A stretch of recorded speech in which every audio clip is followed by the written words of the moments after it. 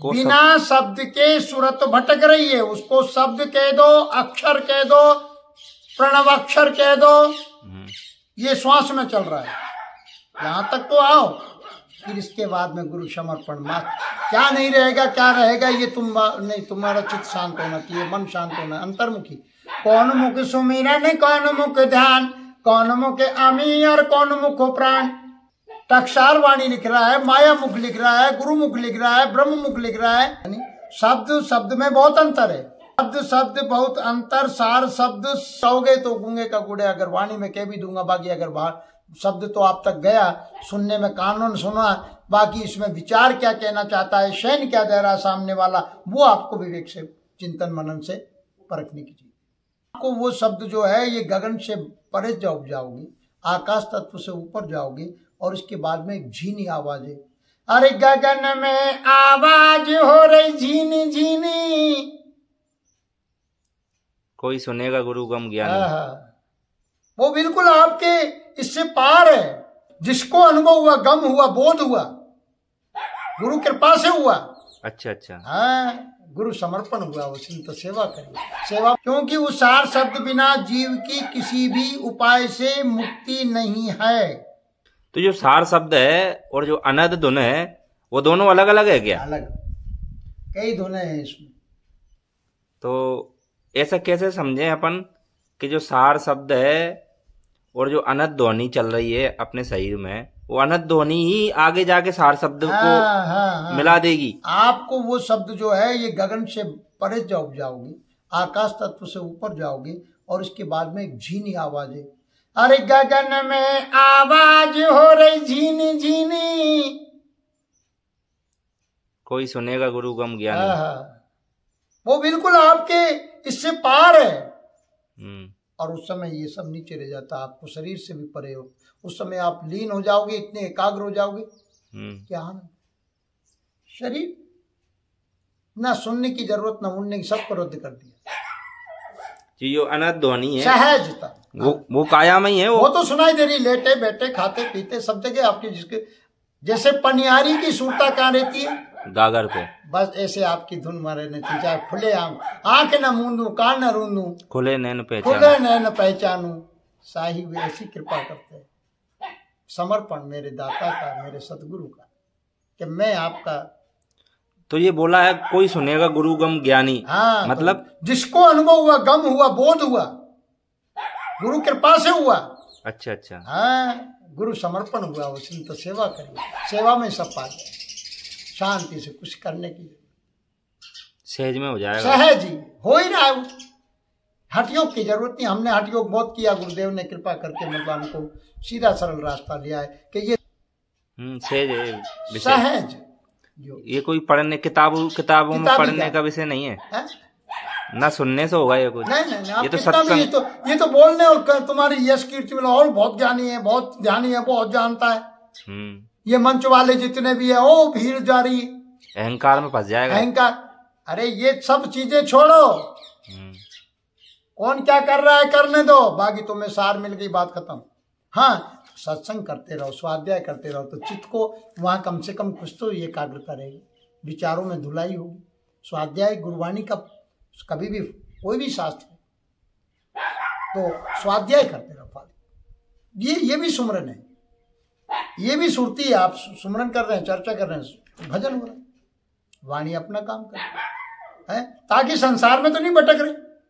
तो ये सुमरन करने का विषय है, ये अभी जो चल रहा है ये सुमरन ही हो रहा है। अभी कहीं हमें हो रहे हैं तो नहीं दिख रहा कुछ भी। सुरती एकाग्र है, सुरती तो एकाग्र है, वाणी में, शब्द में, सत्संग में। तो आगे कहा है साहिब ने, शब्द बिना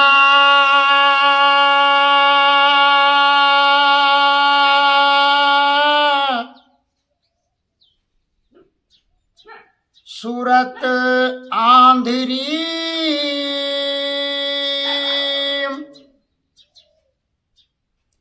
कहो कहाँ को जाए,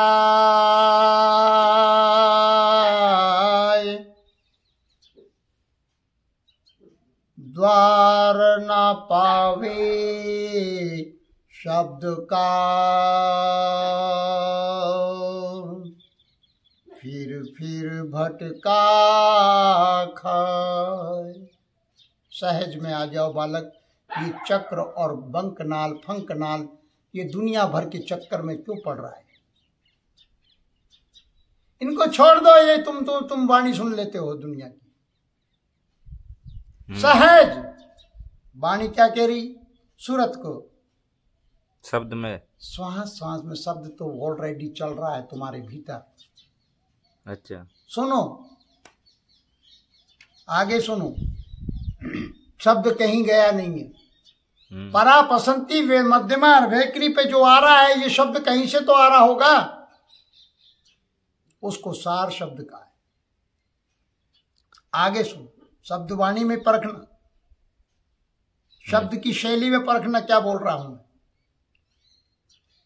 समझ में आई कुछ? क्या आई?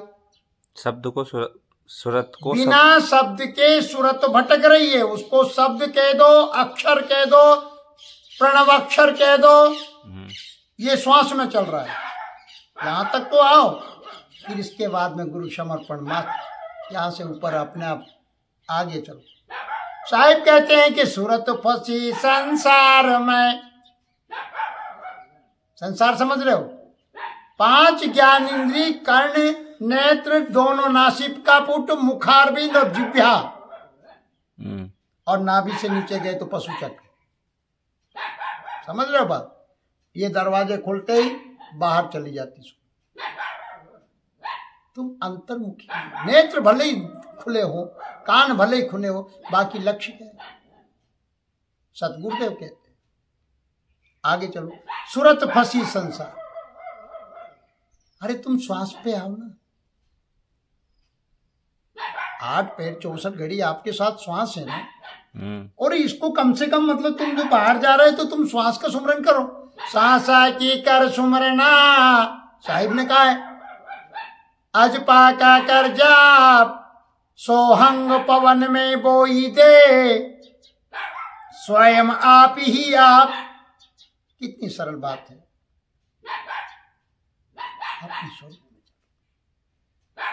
सहज, फिर आगे जाके श्वास भी नहीं रहेगी। अरे वो आगे क्या होगा तुम तो अनुभव करो, तुम फोकट फाकट बात मत करो। क्या होता है क्या नहीं होता ये तुम अनुभव करो।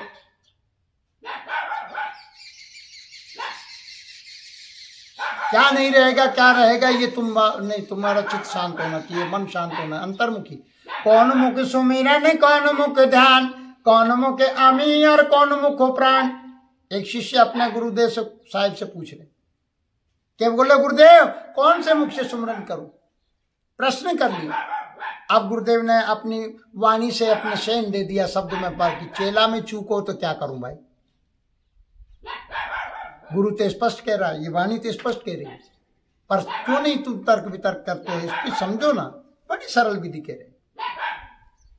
क्या गुरु मुखी सुमीरन है उन मुन ध्यान। जब तुम अंतर्मुखी होगे तो ऑटोमेटिक सामने वाले को उदासीन नजर आओ, उन्मून अवस्था। हाँ, जब अंतर्मुखी होगे तो अपने आप स्वभाव। तो गुरुमुखी सुमीरन है उन्मुन ध्यान, और गगनमुखी अमी और ऊर्ध्वमुखी प्राण, ऑटोमेटिक हो बात। तो आगे कहते हैं कि जब सूरत संसार में फंस जाती है, साहिब कबीर कहते हैं कि सूरत फंसी संसार में तासे पड़ गई दूर। अब सेंटर पॉइंट आपका निस्वरूप, जो सार शब्द कोई और नहीं है, शब्द आपका निस्वरूप है।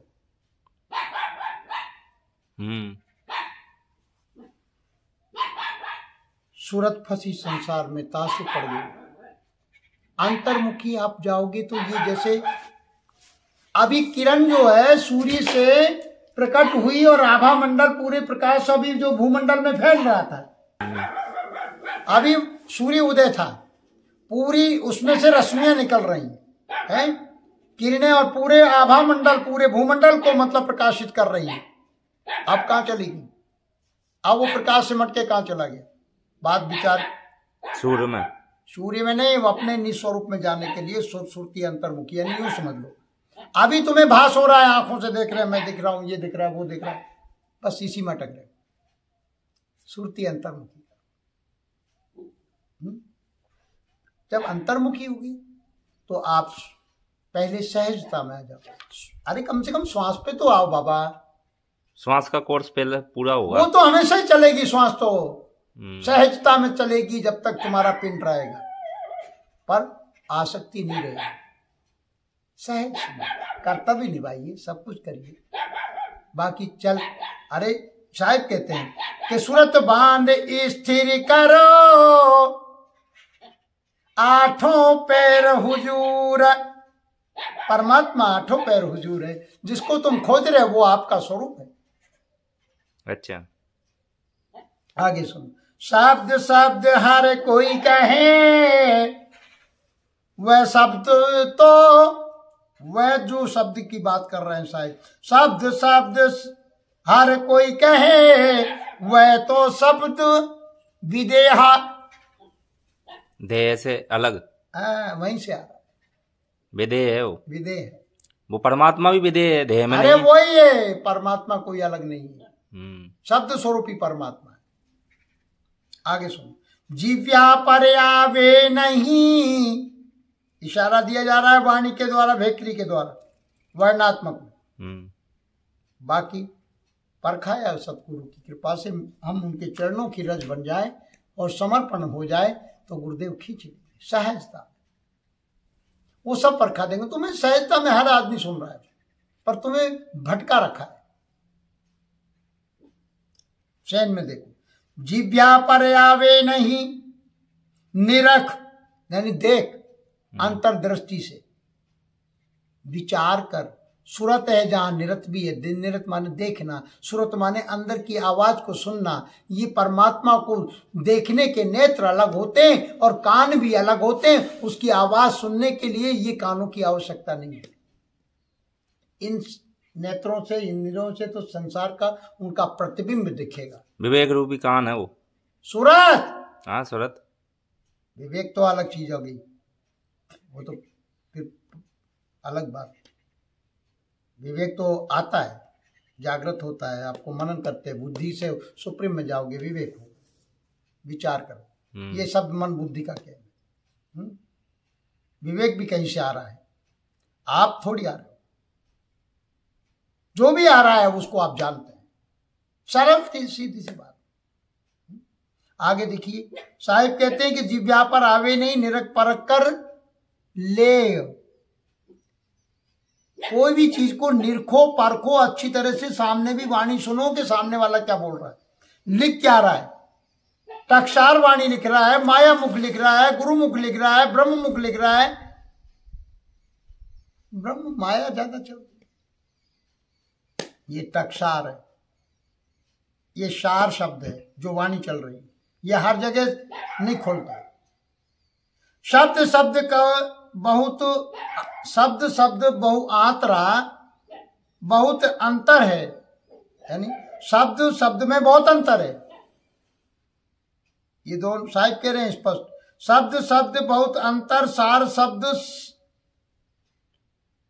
मथ लीजिए। मथने का मतलब समझ, चिंतन कर लीजिए, मनन, चिंतन। मथ के आपने सार चीज मथते हो ना, दही को और मंथन करते हो, तब सार चीज निकलती है, घृत। और घी का स्वाद बता सकता है कोई? वो तो जिसने खाया वही बताएगा, तो अनुभव करेगा। अब आप भले ही उससे कहोगे तो गूंगे का गुड़े, अगर वाणी में कह भी दूंगा, बाकी अगर बाहर शब्द तो आप तक गया, सुनने में कानों ने सुना, बाकी इसमें विचार क्या कहना चाहता है, शयन क्या दे रहा है सामने वाला, वो आपको विवेक से, चिंतन मनन से परखने की चीज। तो शब्द शब्द बहुआत्रा, सार शब्द मथ लीजे। और कहे कबीर सार शब्द बिन ध्रग जीवन सो जीजे। धिक्कार है उस जीवन को जिसने सार, कहे कबीर सार शब्द बिन, जिसने सार शब्द को नहीं सुमरन किया, पहचाना नहीं, जब तक उसका जीवन ध्रग ध्रग। क्योंकि उस सार शब्द बिना जीव की किसी भी उपाय से मुक्ति नहीं है।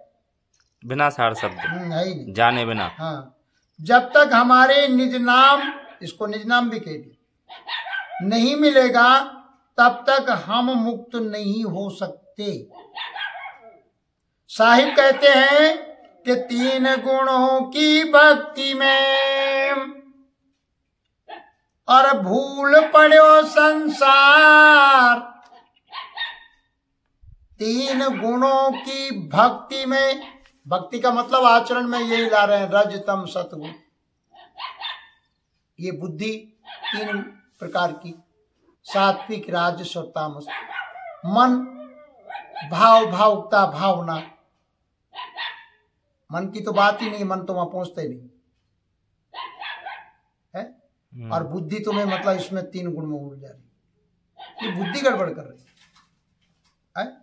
अब ये सूरत से आगे यही बन जाती है एक सिक्के के दो पहलू। ये मन बन जाए, बुद्धि बन जाए, विचार चित्त सब।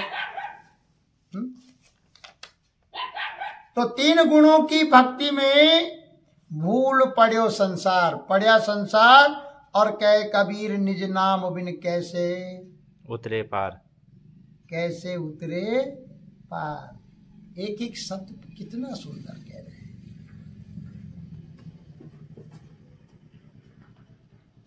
अब इसको वाणी को विराम दे दें, अब कोई जरूरत नहीं इसकी आवश्यकता।